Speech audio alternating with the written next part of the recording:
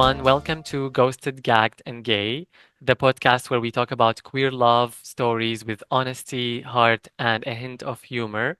I'm your host, Lone, a queer relationship coach and rapid transformational therapy practitioner. This show is for anyone who's ever fallen for the wrong person, repeated the same messy patterns, or wondered, is it me? Spoiler, it's not just you, it's your subconscious story. Through my 10-week Radiant Hearts transformation program, I help our beloved LGBTQ plus people uncover and rewrite those deeper beliefs that shape our relationships.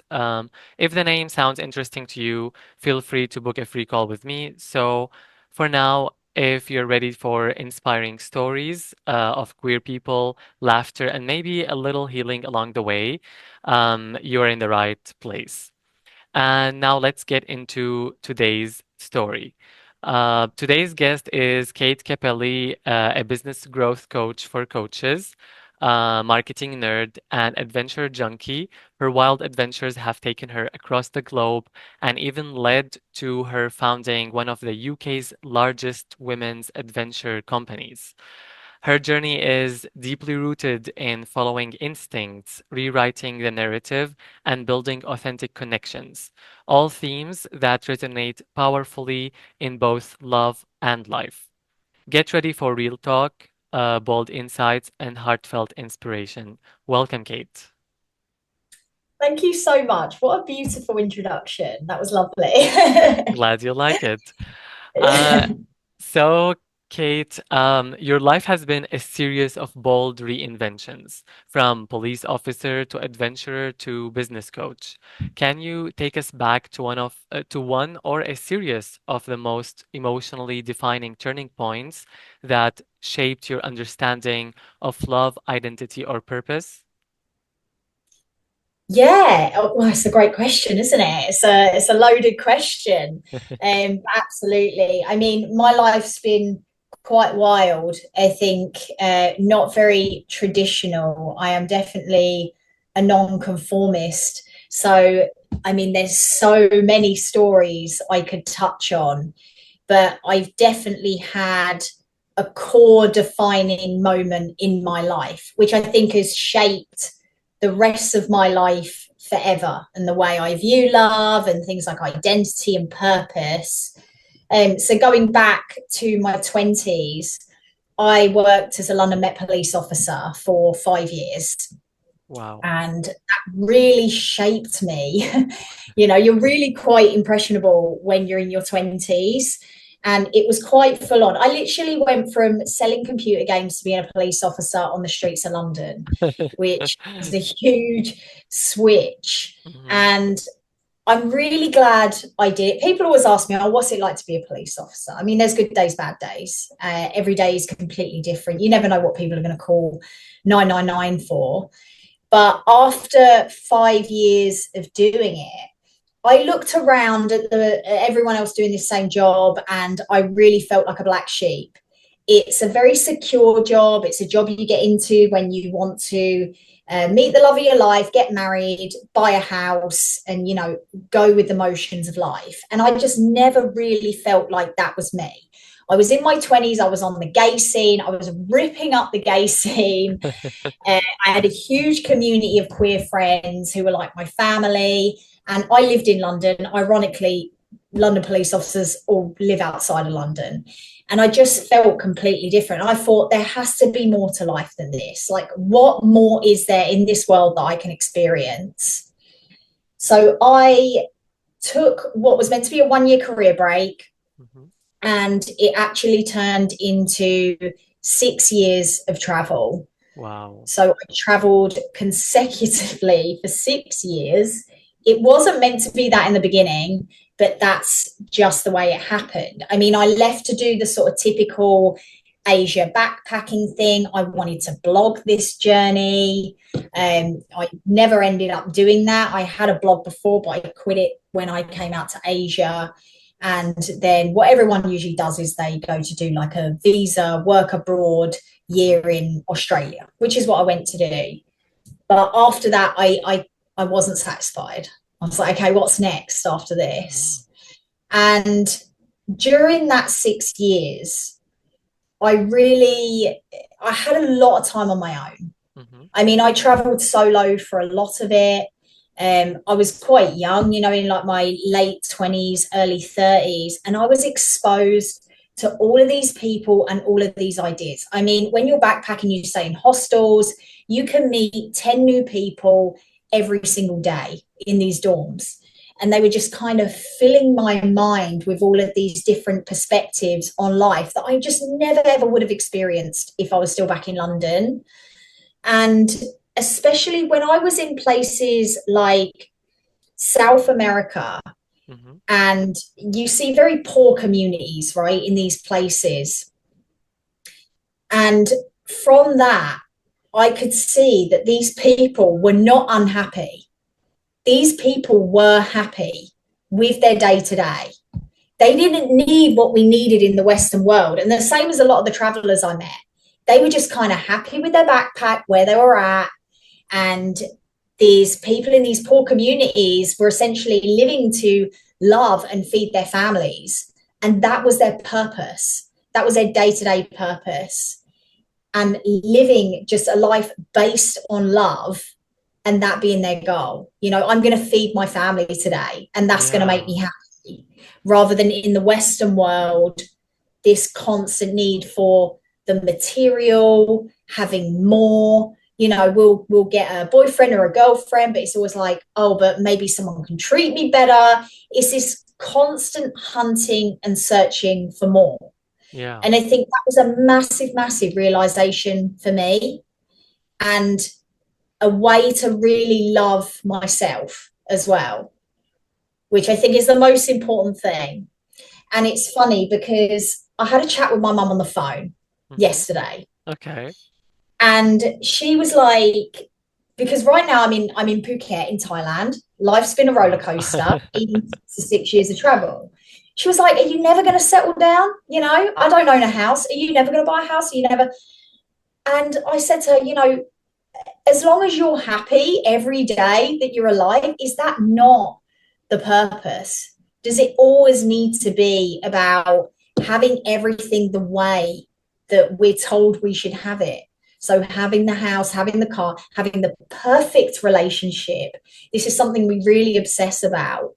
But if you can really be happy, even if your life is nuts and you've got nothing in the bank account, like, then that is success, right? Yeah. That is purpose and that is love. So I think that was a major thing for me. Those 6 years of travel really shaped my perspective on the world Mm-hmm. and what love means and what purpose means. Yeah, that's a very impressive story. Like I read part of your story, and yeah, you seem like you've been on so many adventures, and yeah, I would actually love to read the blog that you didn't publish or you didn't create. Um, so like, were you dating during those like years in Australia? And how was that for you during this like transformation time for yourself? Yeah, I mean, it was tough, right? Because when you're on the road all the time, you're trying to find stable relationships. And I am a relationship person. I'm a serial monogamist, but I also really, really enjoyed dating. So whenever I was away in these countries, I mean, all I really had was the apps, Mm-hmm. and you're in one place and then you're in another place. So I couldn't really meet people. But I did have a couple of relationships. Okay. I met another traveler and we stayed together for a year. With that, it was like a security thing. Like, she was ticking all the boxes. She was very sweet, always made me feel very secure. She was a traveler, she was adventurous. She should have been it, technically. People Yeah. loved her.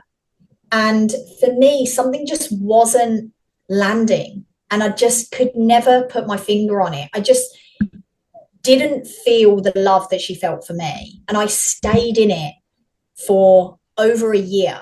Some days were literally agonizing. And that's not a reflection on her because she was an amazing person. I just think sometimes we keep ourselves in relationships we know they're not right. And I stayed in that for too long, like probably a year too long, to be honest. And now, So I sorry. no, go Uh, ahead. and now, like reflecting back on that relationship, you said like you stayed longer than you should in it. Like, do you now identify the reason behind why like you stayed longer than you should in it? I think because the way we met, it was kind of like this perfect story. We met on a dating app in Thailand. We did the 30 questions to fall in love or whatever it's called on our first date. If you're listening to this and you have no idea what it is, please do look it up. It's wild. Wow. Um, and we really connected on that first day. It was real Hmm. whirlwind. But I think when you're traveling, everyone you meet is suddenly like your best friend or the most amazing lover. There's something so romantic in that ideal. So I think the way we connected and the fact we met in Thailand, but we both ended up in Australia. I'm from the UK, she was from Spain. And she became like a safety blanket. I moved to a new country. I'd never done that before. I felt very secure and comfortable in her presence. And it was really hard for me to find somewhere to rent. Like I almost ended up homeless. I was kind of living out of hostels. It's a real tough rental market in Melbourne, let me tell you. And she offered her place. So that's naturally where I ended up, just living in her home, really feeling apart from myself. I just didn't feel like I was having the experience for me and I was kind of trapped in the relationship. I created a queer community over there. Hmm. She wasn't really happy with that. I would invite her and we'd come away and she was like, "Oh, why are we doing this? It's a bit pointless." But I felt like I need friends, I need people, I need my independence. And it was really tough, really tough. But when I exited that relationship, I felt like my world exploded open in Melbourne. I met so many people. I had such a good time. And previous to that, I thought I hated the city. I was like, this just isn't for me, this place. Yeah. And leaving that relationship, I experienced that city in a completely different way, like from a different perspective. Yeah, and that sounds, yeah, like sometimes like the experiences we go through, they really affect how we look at places and events and everything. And yeah, it seems like you had quite the journey. Like when you said like about happiness and how like if we're just happy the way we're living, was this something that you feel like it was part of your transformation or like shifting your perspective on life during the 6 years of travel? Like, did you acquire this perspective from that time? Yeah, I mean, it's the situations we put ourselves in. And I Mhm. realized that, you know, it's been a big eye opener for we essentially choose our unhappiness. And I know that sounds really harsh. Like some situations, sure, they're unavoidable, right? But sometimes we will make many excuses for ourselves about why life isn't treating us the way that we want, when ultimately, are we choosing that life every day? Is there another way? Or do we just say to ourselves, "Oh, well, I can't leave because of this, and I can't leave because of that," because we choose comfort every time over what could be a challenge. And I think since then, I mean, since our whole journey, I have always chosen the challenge Hmm. if it means that I can live the happiest life that I can because we only get one. So I need to choose that. Exactly. And basically usually like when we have these excuses or when we tell ourselves these excuses, they usually come from like a subconscious belief, whether like we don't believe we're worth it to be happy, we don't believe like we don't have enough self-confidence. Usually it's like deeply rooted somewhere. Um, and all these excuses, they come up as a way of like running away from dealing or facing these insecurities that we have or these beliefs that we have about ourselves.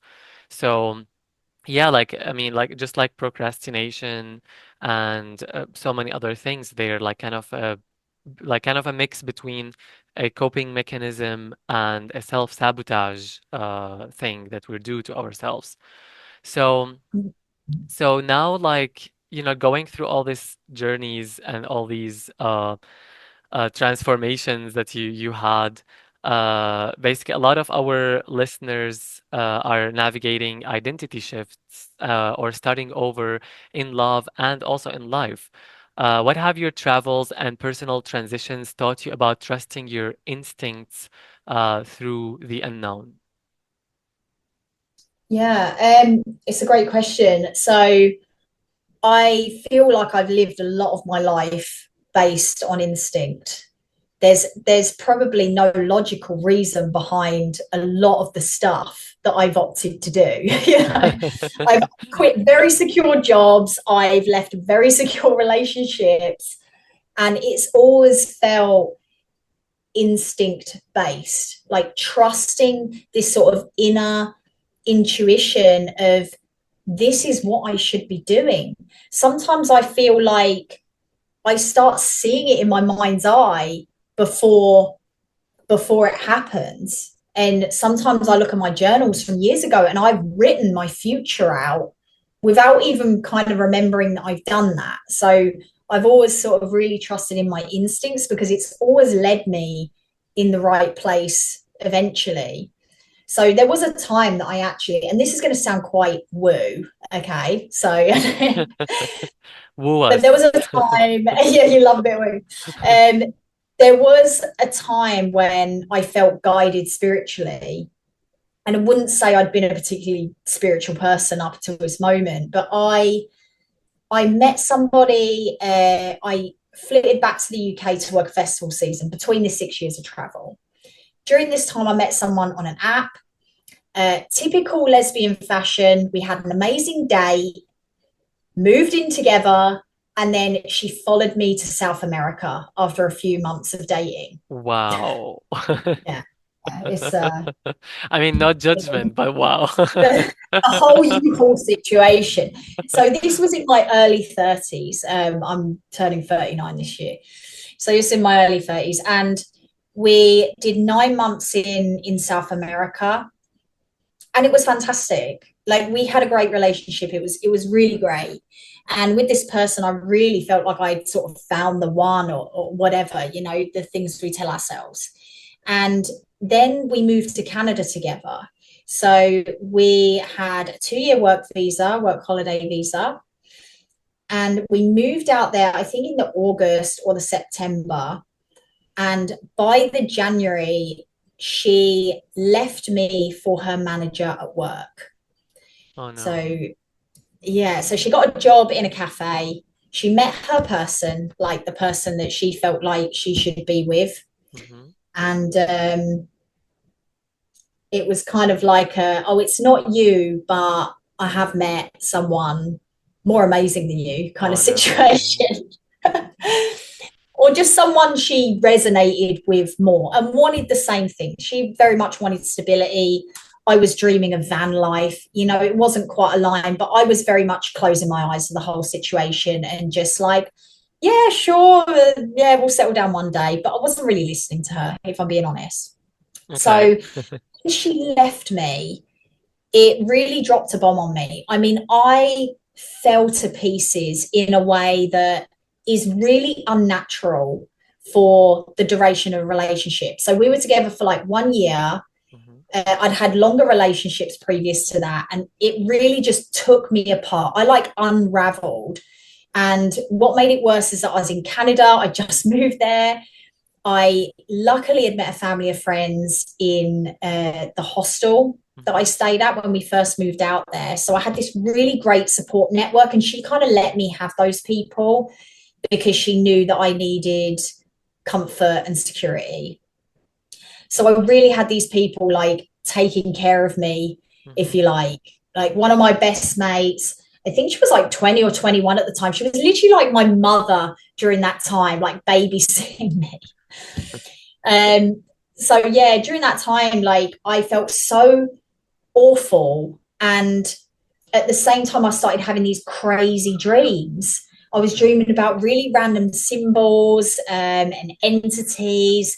at the same time, I was doing yoga and I was reading, I think I was reading like Siddhartha, Power of Now. I was deep in, but it also felt like some days because I was like fantasizing about like not being around. You know, I wasn't suicidal for real, but I really just didn't feel happy every day.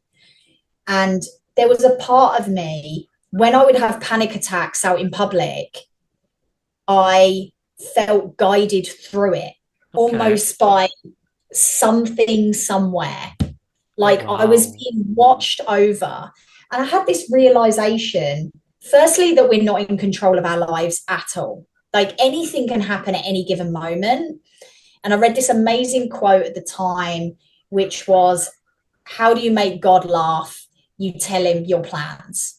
Okay. I'm not religious, but, God, universe, whatever, Yeah, can't, you have no control. So I that's think I true. learned that was quite pivotal. And I really felt guided knowing that. And then the second thing was that I felt like something was taking care of me and looking out for me in the world. And I think a lot of people do have this sort of unseen spiritual guide, if you like, that it can't be explained. Sometimes we just feel saved by something. Someone shows up at the right moment, whether it's like a friend or a phone call. In your worst moments, it comes out of nowhere Mm. as if by magic, like a coincidence. Exactly. And actually, I feel like also part of it can be like our instinct, right? Like kind of this voice, this inner voice that kind of intervenes at the right time. Some of it is not even external. Some of it is like just our instinct and maybe also our manifestation that comes from this instinct that happens as a phone call or something. Mm. And you And just need to trust it. yeah, exactly. Yeah. And actually, like you were talking about this like community that you built in the hostel and so on. So like, from your time of like leading hikes to like mentoring solopreneurs and coaches, community seems to be always like a strong thread in your work and your life. How does community, especially queer community, play a role in your personal and business journey? Yeah, so I think community's always been a running thread throughout my life. So I did a values test when I was doing coaching training quite a while back, and this values test brought up that my three main values are adventure, making a difference, and community. And that made total sense. So when I was growing up, I was a child of the 90s. So what that meant is that I was feral on the streets, riding my bike, muddying my knees, and I was surrounded by this community of friends from the local neighborhood. I mean, I grew up on a council estate, so it's very intimate, like you do know all your neighbors back then when I had phones and whatever. Um, so there weren't mobile phones, is what I meant to say. Like I'm not from the 1920s. Okay, But yeah. but yeah, I'm not going to go too deep into my home life, but it was a lot of arguing between my parents. They loved each other, but goddamn, like the arguments, it was all the time. And it, as a place for a kid, when you're hearing that day in, day out. So having my community of mates around me, it's just the best memories. It was incredible and it felt like a sanctuary for me. So I think that's why I carried that into my adult life of being like, whatever happens, it's so important that I have a community who are going to be there. Like your chosen family. Yeah, chosen family. So when I was in my 20s, I was really fortunate to, well, live in London, which gave me unlimited access to the queer community. And I had a huge group of friends. And I, in some part, was like the connector. And I think that's how I've always been described. Either by, when you're gay, you date and then you become friends. And then you introduce them to other people you've dated, and then you build a community unintentionally. But when I started to build intentional communities, that's when it really started to resonate for me. So I built a skating community in my early 20s. Wow. I moved to Melbourne. I started a queer community on meetup.com. Hmm. And then when later on in my life, and I've had other communities and Facebook groups. I've got a queer London women Facebook group that I started when I was 18 years old. But, as of recently, I ran Adventuress in the Wild, and that was an adventure community for women. And that's just started as a hiking hobby group Oh, wow. because I've always been obsessed with this bringing people together. Hmm. And what makes me happier than anything in the world is connecting people.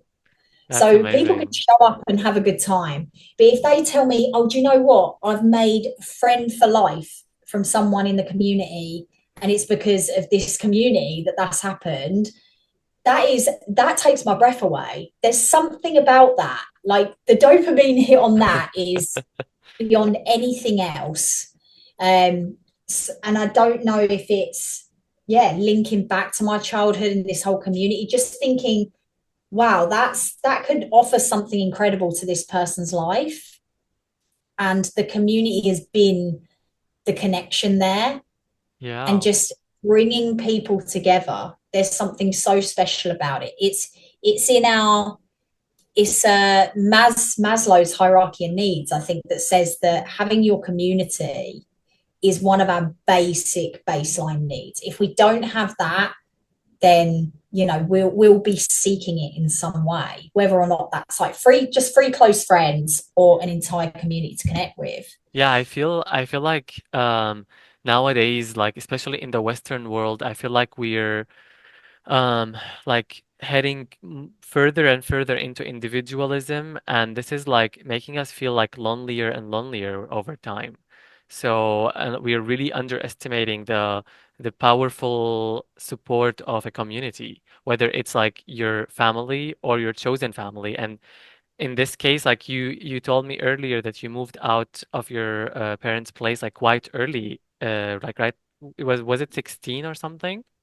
Yeah, 16 years old. So like basically you survived by having these supporting communities, like that you made them as like your chosen families over time. And that really shows how important a community is, whether you create it yourself or you happen to have it and you're just not appreciating it enough. So it's really important to like not underestimate the power of a community. Yeah, 100%. I mean, I've even done it with my business now. So now, I don't run the adventure community anymore. I transitioned into supporting other solopreneurs.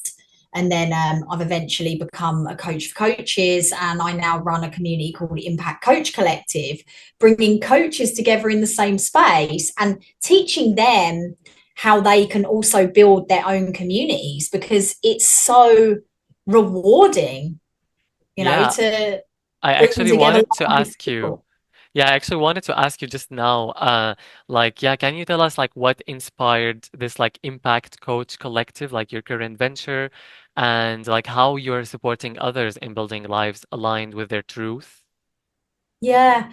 So with Impact Coach Collective, it's definitely that. It's doing everything based on the why and based on the purpose behind the business, but also showing the power of, if you are a coach in health, wealth, or relationship space, one of the most beautiful things you can do is start a community of whoever you serve, because whoever you serve has a joint interest, and you can bring those people together. Because your clients, if you like, they may want to connect with your other clients. True. So yeah, this was what I wanted to do with this. I don't want individual clients, I want them in the same space, learning from each other, because they don't need to just learn from me. They have stories to tell also to each other, and they can learn, and they can share their wins, they can share their failures, they can share, what they're watching on Netflix, and maybe feel a little bit less alone in their pursuit for business, because it can be I mean, as you know, it can be a lonely world. Yeah, exactly. And I will actually put down the links so that people can check out the your communities and like your also website and everything. So people to like to read more about your life and what you're currently doing and like all the journeys that you had. Because I really recommend that everybody who's listening to go and read it because or like just explore about Kate because you'll always find something interesting on any of the corners of Kate's life. Yeah, thanks. So actually like connecting those two topics together now, like so you lived out of a van in the Rockies, you trekked through jungles, and you even faced gang members as a cop, obviously. What is scarier, like launching your first business or falling in love? Falling in love every time. Every time. I mean, I'm lucky now that all of my experiences, all of my journey has led me to the partner I'm with now. And we've been together for 4 years. She is everything. She caters to all of my love languages, and she is the security to my anxious attachment. So I feel really, really lucky there. But you have control over business. I mean, sometimes not, but essentially it's somewhat within your control. When you fall in love, you feel so out of control, right? It's you, and that's what I learned on my journey and what I explained. You cannot plan really anything because you just don't know. I mean, we feel very secure. We are engaged. We got engaged last November, Oh, and congrats. hopefully married within the next year. So I feel very secure in this, but still falling in love. Even though I've not felt any fear in this relationship, I mean, for sure in the past, it's been a scary, scary time. I So can yeah, love. imagine. Yeah, I can imagine. So, first of all, congrats on the engagement, and hopefully everything goes well over the year. And of course, later on. So just as a last word, like what would you say or offer or anything you want to say to the listeners? Oh, yeah. When it comes to love, just listen to your heart. Listen to what your subconscious is really telling you. If things are not good, if life is not good, you can change it. Okay, like you can do that. I just said about having no control in love, but when it comes to getting out of an awful situation, you do have that control. So if you are stuck somewhere, I mean, and this goes for more than love, right? It goes for your work, where you live, anything that's bringing you down, just start to map a way out of that, because you don't know what the other side looks like. And the reason we usually hold ourselves back from change is keeping in that secure place, but you don't know what amazing things are waiting on the other side. When the person I was speaking about left me when I was in Canada, I went on to have the best year, probably right up there, of my life. And that wouldn't have happened if we stayed in that relationship.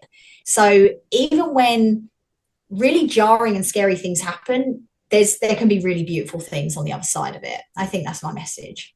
I think you said that very beautifully. Thank you very much, Kate.